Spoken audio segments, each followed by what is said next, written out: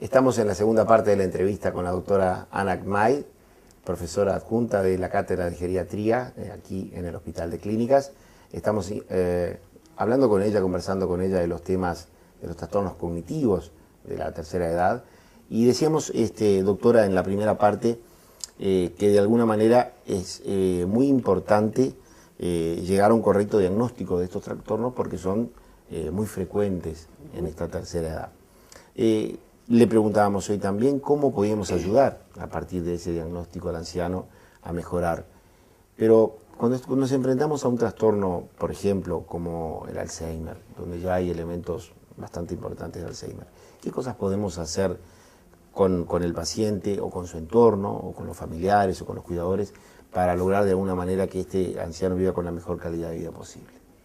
Hablábamos un poquito de lo que es digamos, las medidas o la educación que Exacto. hay que hacer con el cuidador, ¿verdad? No es no es el tratamiento solo del paciente, sino que es del binomio, ¿verdad? Paciente-cuidador. A propósito de eso, perdona que te interrumpa, el año pasado justamente el motivo del Día Mundial del Alzheimer fue el cuidador, ¿no? Es decir, la importancia del cuidador y de la formación de ese cuidador. Creo que hay cosas muy importantes una es, digamos, cuidar la salud del cuidador, ¿verdad? Porque es obvio que un cuidador enfermo no es un buen cuidador, enfermo, enfermo, digamos, médicamente en el sentido orgánico o enfermo, ¿verdad? Psicológicamente. Lo otro es darle herramientas, ¿verdad? O buscar, digamos, que de alguna manera ese cuidador aprenda ciertas estrategias como para convivir de la mejor manera y ayudar a ese adulto mayor con enfermedad de Alzheimer. Esa educación del cuidador le permite saber, en definitiva, cuáles son los elementos que debe esperar de ese paciente enfermo, ¿no? Entonces le genera de alguna manera menos irritación, menos angustia frente a ciertas manifestaciones que sabe que van a aparecer. Yo creo que esa educación es importantísima. Es muy importante porque el familiar tiene que entender que ese adulto mayor está enfermo y que las conductas no son, digamos, conductas que el adulto mayor tenga conciencia eventualmente de ellas, ni sean adrede, ¿verdad? Eso es muy importante porque además de alguna manera quita una carga a veces de como usted dijo, de irritabilidad o incluso de culpa en el cuidado. En el cuidado del paciente. Este encare fundamental de los trastornos cognitivos del anciano, fundamentalmente los trastornos de tipo demencias, llevan a veces el acompañamiento de medicación específica. ¿Lo manejan aquí en la cátedra? Eso se maneja aquí en la cátedra. Existe medicación específica para la demencia y específicamente para la enfermedad de Alzheimer. Son tratamientos no curativos, son tratamientos sintomáticos que lo que intentan es de alguna manera enlentecer el progreso de la enfermedad y mantener al adulto mayor con demencia o con enfermedad de Alzheimer el mayor tiempo posible, digamos, funcionalmente independiente. Esas medicaciones existen por supuesto, para el acceso del Departamento de Geriatría, existen en el Uruguay, ¿verdad? Y son las medicaciones que se usan internacionalmente. Digamos, nosotros seguimos las pautas de alguna manera internacionales de tratamiento de la demencia y de la enfermedad de Alzheimer.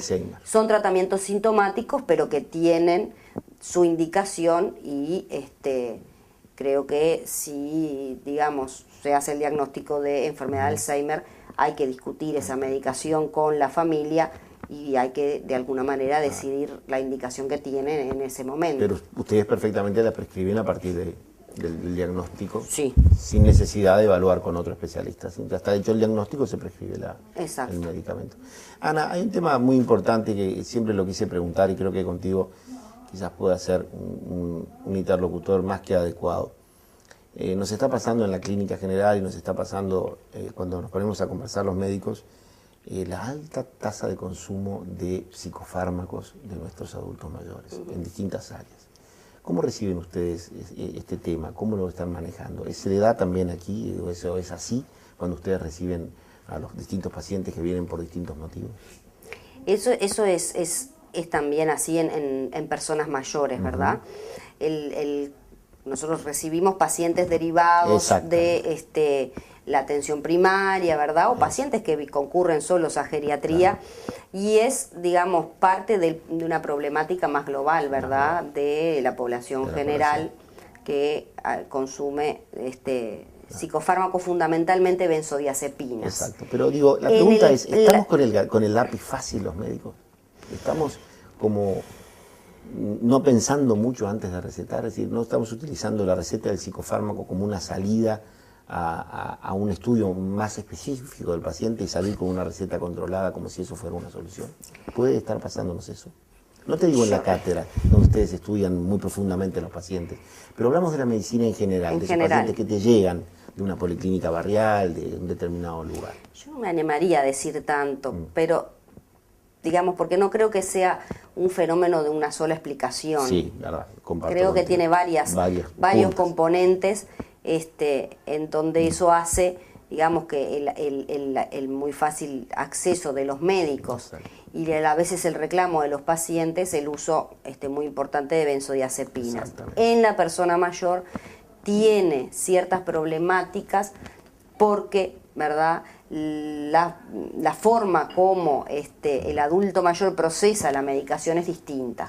Y entonces puede haber mayores problemas en el adulto mayor que en el más joven cuando se usa la medicación, fundamentalmente, ¿verdad?, ese tipo de medicación que son las benzodiazepinas. Lo hablamos con Aldo, el tema de los relajantes musculares. También. Las benzodiazepinas con relajantes musculares, con los efectos importantes que pueden generar en el favorecimiento de las caídas, por ejemplo, ¿no? Eso es verdad, y eso es una parte muy importante de las intervenciones que hacen o que hacemos los geriatras, ¿verdad?, que es la adecuación de la medicación y evaluar las interacciones entre medicamentos y los efectos secundarios de la medicación. La farmacología en la tercera edad es distinta, de alguna manera, ¿verdad? Creo que eso tiene que quedar muy claro. Tiene parámetros distintos porque tiene que ver con las capacidades del hígado de alguna manera de depuración de ese medicamento, el tiempo de vida media de esos fármacos. Tienen que estudiarlo ustedes todo de nuevo, me imagino. No es lo mismo que lo que estudiamos en la primera etapa de la facultad. Es incorporar, digamos, los conocimientos de la farmacología en la persona mayor. Ha sido un gusto conversar contigo. Estaremos seguramente algún otro día en este lugar hablando sobre temas tan importantes, porque seguramente sabemos que la mayoría de nuestro público es un público ya entrado en años y que este tipo de consejos les va a servir muy bien. Te agradecemos mucho tu compañía. Bueno, yo les agradezco a ustedes y estoy a las órdenes, y el Departamento de Geriatría está abierto a todo el que quiera acercarse o consultar. Muy bien, muchas gracias. Hemos estado con la doctora Anat May, profesora adjunta de la Cátedra de Geriatría. Hemos hablado de los trastornos cognitivos de la tercera edad, y con ella seguramente en el futuro estaremos hablando de otros temas tan importantes para este grupo etario de nuestra sociedad. Continuamos, no se vayan, hay más salud.